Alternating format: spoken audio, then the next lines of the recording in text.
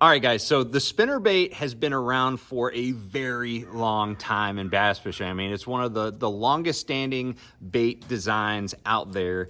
And really, one of the things that makes it a little bit daunting to choose the right spinnerbait is all the different blade combinations that you have with these baits. I know for me, that can be a pretty, difficult choice overall, but a little bit overwhelming. And so choosing the right blade for the situation definitely is something that you want to put some thought into. But here's a little tip for you. So a few years ago, I was fishing my first year on the FLW tour, and we were at Grand Lake and ended up getting on a pretty crazy bite with this bait right here. A spinnerbait. This is the Z-Man sling blades, and generally the sling blades just comes with double willow leaf combinations or a Colorado willow leaf combination. But for that particular event, the water was a little bit colder, the fish were pre-spawn, the water was pretty dirty, and we also had 45-degree banks on Grand Lake. And it seemed like the fish and all the bait were at a certain depth around that 10-foot range.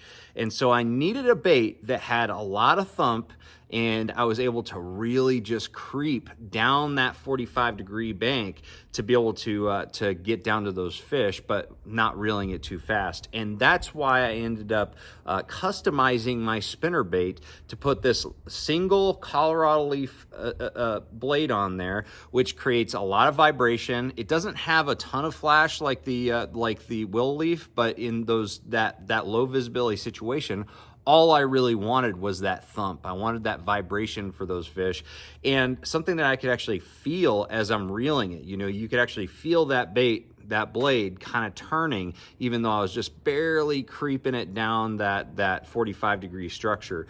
So, when you're faced with a situation where maybe you've got a little bit colder water, a little bit dirtier water, and you've got a bank that you need to slow roll something down, consider using a single Colorado spinnerbait like this. Same thing for if you're fishing a brush pile. You're trying to get the spinnerbait into a brush pile that maybe the water is dirty and a little bit on the colder side. This is a great setup for catching those fish that are suspended over those brush piles or even dug into the brush piles because of that nice thump that allows those fish to feel this bait before they even see it. So this right here, this combination got me my best finish on the FLW Tour, a third place finish, and had a shot to win. So it's definitely a money earning bait overall. So I'm going to show you the way the setup that I use for this type of spinnerbait. This, of course, is not the spinnerbait I was just talking about, but, I use the same exact tackle. Essentially, what I'm going to be doing is I'm going to be fishing this on a 7.3 medium heavy Versus Series casting rod. This is a great rod for a variety of different reaction baits, chatterbaits, square bills, spinner baits, whatever you want to fish that's a moving bait. This is a really good one. And then I use, generally for this technique, when I'm fishing a single Colorado, I'm trying to get it down to a certain depth. And so I like to use 15-pound test. 12 or 15-pound test fluorocarbon is going to work really good. I like to use just red label fluorocarbon. And then I use a 6.5 to 1 gear ratio casting reel. All right, a little bit slower speed gear ratio because I tend to want to over crank this bait in and go a little bit too fast. So the reel kind of forces me to slow it down just a little bit. And that is pretty much the setup. Always make sure you've got a trailer hook on your spinnerbaits. To me, there's very few situations where you don't want a trailer hook. And so make sure you put that trailer hook on there. Hayabusa makes a really, really good one. But anyways, guys, that is my my spinnerbait hack, or the spinnerbait that I really like to use, especially early season, pre-spawn, for suspended fish, for around cover in dirtier and low visibility situations. So check out the single Colorado blade under these conditions, and I think you're going to catch more fish. Got a good one for you today. We're going to be talking about spring spinnerbait tips, and I'm going to be talking about using a spinnerbait without a trailer or with a trailer on it, and sort of just run you through situations where I like to use a trailer and when I don't. And real quick, before we get started, guys, our video today is brought to you by Bridgeford Food Corporation that make the Bridgeford Sweet Baby Ray Jerky. It's going to be the greatest boat food you guys have ever had in the boat, man. Super tender, super flavorful. It's just one of the greatest companies you can support. A big supporter of bass fishing, big supporter of our country's military. They provide the components for our Army MREs, a lot of them. So it's just a really great product. You guys can get them at the Walmart through the Walmart checkout stands or convenience stores across the country. Much appreciated. Okay, guys, let's get into this a little bit. Spinnerbaits with or without a trailer. First of all, let's talk about the spinnerbait. This is my favorite right here. This is the Megabass SV3 spinnerbait. This is sort of a really high quality spinnerbait. It's got a fish head design on it. Comes in a variety of different willow leaf packages and colors, but it's got a really nice, super sharp nano coated hook. But this became my favorite spinnerbait over the past couple of years. Now, there's two situations as far in the springtime of the year when you do not want a trailer and when you do want a trailer. So I'm kind of going to run you through some basic foundations for that. First of all, the time that I do not like to use a trailer is if I'm fishing a clear water environment. Say, for example, if the water clarity where I'm fishing is like, over 3.5 or 4 feet, rarely do I use a trailer in a clear water situation. A lot of times what I try to do is I try to use more of a shaddy looking skirt. I don't really want a big profile, a big gaudy looking bait, so I go without a trailer. And also on those days that are like post frontal, like a bright bluebird skies, a northerly wind, that type of stuff, times when bass aren't quite as aggressive, I don't use a trailer. Now, the times that I do use a trailer, and I'll rig this one up, this is a Zoom Z-Swim trailer here. This is just a fat-bodied rib swim bait here. It makes a really good trailer. The times that I do use a trailer is when I'm wanting to create a bigger profile.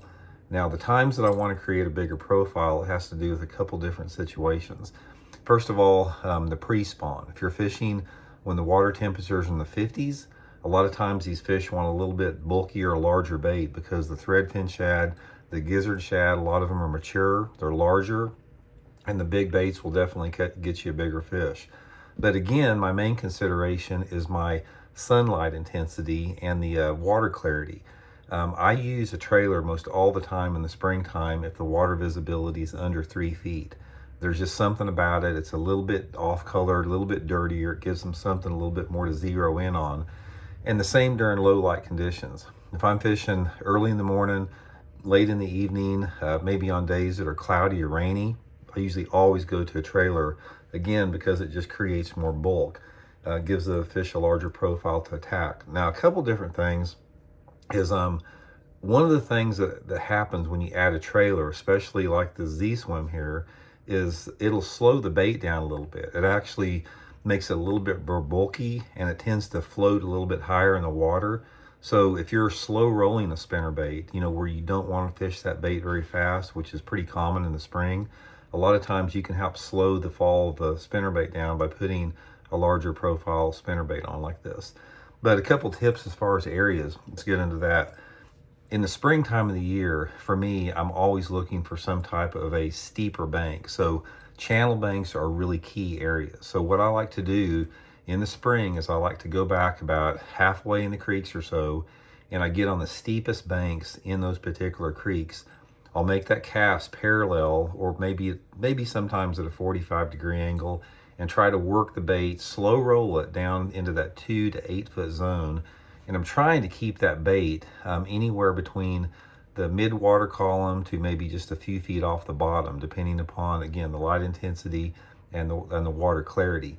One of the things you really want to target on is if you get on one of those channel banks and you have any type of bank cover or irregular feature, really target close on that. Like if you've got a lay down tree coming in the water on a channel bank, that's a magnet for a big fish. If you have a little bit of like an irregular feature, like a small little point coming out, really spend some time slow rolling that spinnerbait down it. But anyway, guys, spinnerbait, one of the top lures in the springtime of the year. There's a time and place for trailers. That's basically the information that I'll give you on that I think will really add up to some more fish. And it's just one of the best big bass lures in the springtime of the year. I bet probably out of all the 7-pound bass I've caught in my entire life, I bet at least half of them have came on a spinnerbait during the month of March, like we're in right now, or the first part of April. It's just a great time of year to fish them. So hope the tips helps you guys catch a few, and I'll see y'all later. Okay guys, so my spinnerbait tip is not just for highland reservoirs, but lowland reservoirs as well, and it can also be for rivers. And like I said, so this is something you need. I like to do in that stained to muddy water. As I mentioned earlier, your lake levels are rising, the weather. We've had a lot of rain here, so right now there's a lot of stained to muddy water in our lakes in the area. And this tip is a tip that you've probably heard before. It's something I learned, I remember 10 years ago from my buddy James and his dad Larry, LP. Shout out to LP. And then that is just by having a red kicker blade on here. Okay, so this right here is just a tandem. You got a little Colorado blade here, willow blade here. That's a red. I got an orange one right here, but just that little red or orange blade does something in the spring to trigger more bites. And guys, I'm not going to tell you why I think that's the case, if it's the crawfish or, you know, the science behind it. I'm not going to be that guy, but there is something to just having this little extra color right here on this chartreuse and yellow war eagle spinnerbait, as you see here. Now guys, spinnerbait fishing, you know, is not hard. I'm not going to complicate it.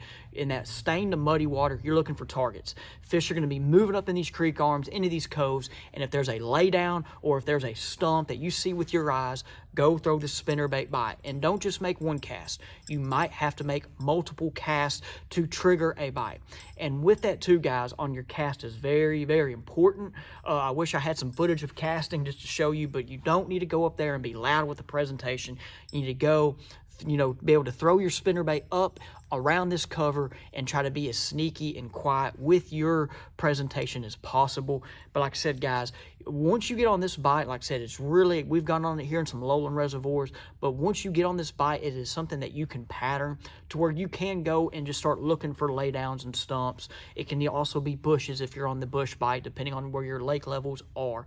But guys, like I said, just, hey, that red blade right there, like I said, hey, just you know, the red blade, orange blade right here, like I said, give it a shot. So guys, for my gear, like I said, a gear ratio, I'm just going to go that 6:4 to 1 range. I like having a slower gear ratio for the winter, but like I said, that 6:4 to 1 is going to work, you know, all throughout the spring from here on to the summer. My rod, I have a Denali Kovert light spinnerbait rod that also is my chatterbait rod that, like I said, I've caught some fish with these, and like I said, I like it as a good tip. I can also skip this under docks, under tree limbs, in some spots that you need to. Like I said, in my line, I'm going to go with some heavy fluorocarbon since I'm fishing it around cover. Like I said, that 14 to 18 pound range. Probably just, not going to lie to you guys, depending on what's on my reel I'm going to use. I'm not going to go change just to throw a spinnerbait, but I'm going to make sure it's 14 or above. Anyway, guys, don't forget about the red blade. Give it a shot if you have not. Like I said, I know there's a couple tournaments that's you've seen them guys catch them with these fish, them professionals. And like I said, I learned about this 10 years ago the hard way, as my buddy Big Fish James and his dad LP probably, you know, put some fish in the boat on this thing, and I didn't have one on. Hey guys, if you are enjoying today's video, make sure to hit the subscribe button for us, please, so you don't miss out on any additional content. Also, do not forget about our one-on-one virtual lessons that we're offering at fishthemoment.com. With these virtual lessons, you'll have an opportunity to meet with one of our team members one-on-one through a Zoom, Google Meet call, and you will have the chance to ask questions, learn different techniques, and see how one of our team members will attack the body of water that you asked. Just think of that as an opportunity for you as an angler to grow and learn. I know with me as a coach, when I coached for 12 years, man, there were many times that I would go and meet and visit with other coaches, go to conventions, and this for you is an opportunity to grow and learn as an angler. I know you can watch all the videos that we offer, and which is great, and we really appreciate it, but just by sitting down and having, you know, list questions there and just getting the feedback from the anglers, you will get something out of it that will make you a better angler. Thank you for watching today's video on Bass Fishing Declassified. Let us know what your favorite tip was. Was it Miles, Randy's, or myself on fishing spinnerbaits this spring? We appreciate you watching. Don't forget to hit the subscribe button, and we will see you next time.